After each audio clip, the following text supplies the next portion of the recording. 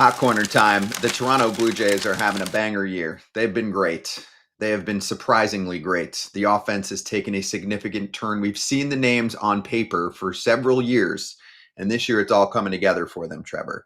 One of the big reasons for that is the drastic turn in their contact rate. So let's look at the strikeout numbers for the Blue Jays because they stand out a ton. Blue Jays today with this tweet, the Jays are averaging 6.58 strikeouts per game. The next best team, 6.90.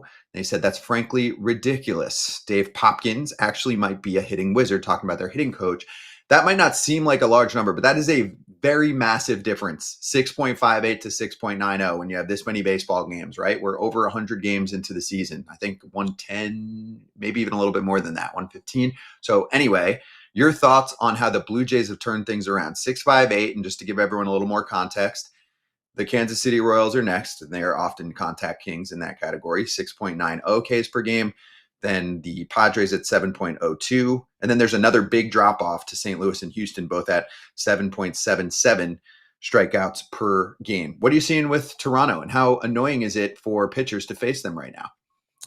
Well, it seems like this is a very conscious effort to not strike out as much, especially because they had last year no power. And that was a major issue. That's why they went out and got Santander. Like, they wanted to bolster that power side. You just didn't know where, Bo Bichette has been on or off, up to this point in his career.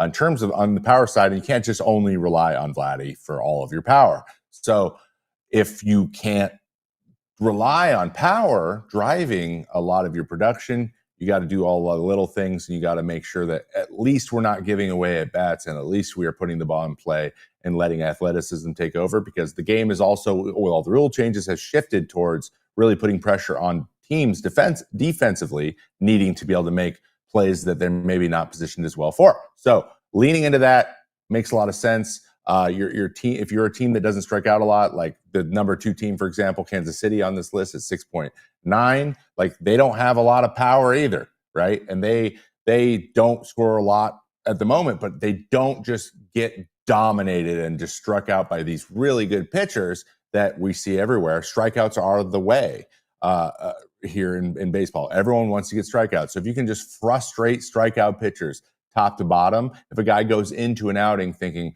this is going to suck, and even if I throw zeros, they're going to make me work for it, and this isn't going to, I'm not going to have any of these 9-pitch, immaculate innings probably. I'm going to have to be making my good pitches and be okay when I'm not getting swings and misses, and not letting, outing or batters get to 10 pitch at bats. But they're doing that, and they're doing it regularly. They're doing it 1 through 9. And I think that has put them in a really good position to wear great pitching down and be a little bit daunting, even if they're still not just hitting the cover off the ball over the fence all the time.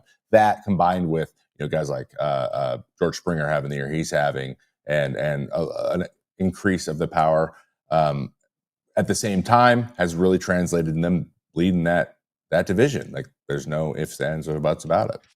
So I'm going to take this to the next step, because for Blue Jays fans, they're looking forward.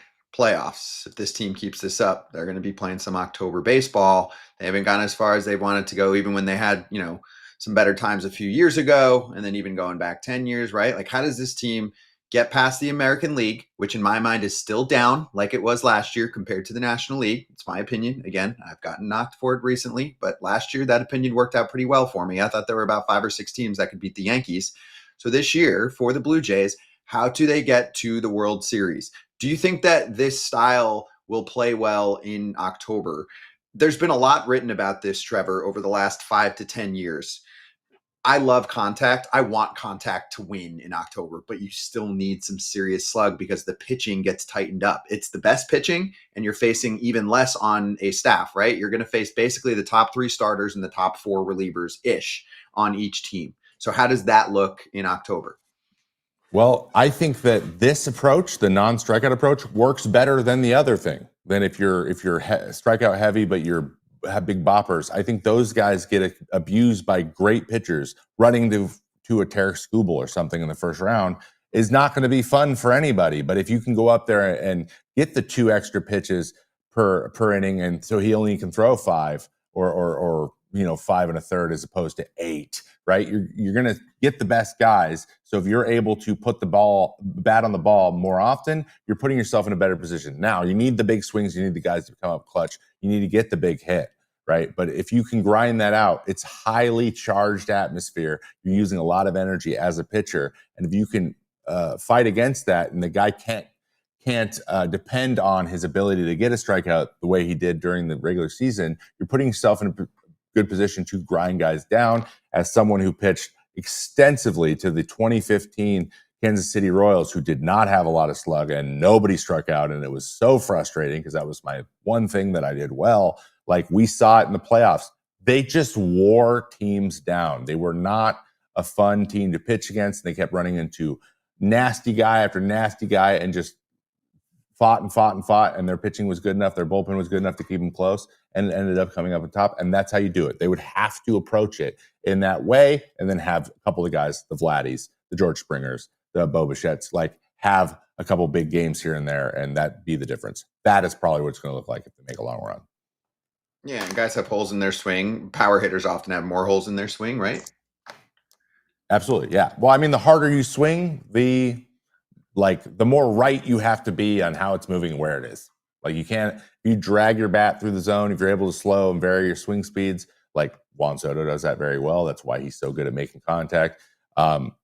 It's just more frustrating than vice versa. And making adjustments in your swing is the way that you are going to hit against these guys.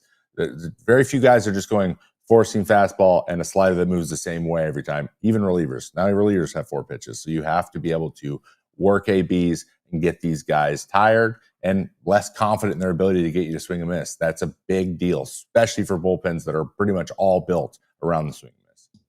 And it's hard to string together rallies. So that's why, for me, it's super fun to watch a Luis Arraez in the playoffs, a Steven Kwan in the playoffs to counter things, right? Even against, the number 1 starters, right? As Skubal, like, it's still really hard for Tarek Skubal to strike out Steven Kwan. And if Kwan can make a little contact and get on base, suddenly things change. He's not just bulldozing the entire lineup. On the other end of that, I mean, Aaron Judge is a complete all-around player, but man, they found a hole, they exploited it, then he started losing confidence. Look at Aaron Judge last year in the playoffs. I mean, that's the best player or top 2 player, him and Ohtani, in our sport. And Aaron Judge was terrible, really, for most of the postseason. Kind of found it a little bit towards the end, then had the big drop, but it can happen to anyone. Anyway, Blue Jays fans, let us know your thoughts if you're catching this after the fact. How do you think this team's going to look in the playoffs with the offense that they're putting together? Coming up next, slap hands, but we'll do a little preview of the weekend matchups. And next Wednesday, Mayday's back, part of the FT network. You can catch Trevor doing his thing. 2 hours on Wednesdays, 3 o'clock East Coast time, 12 o'clock Pacific, all the way up to 5 o'clock East.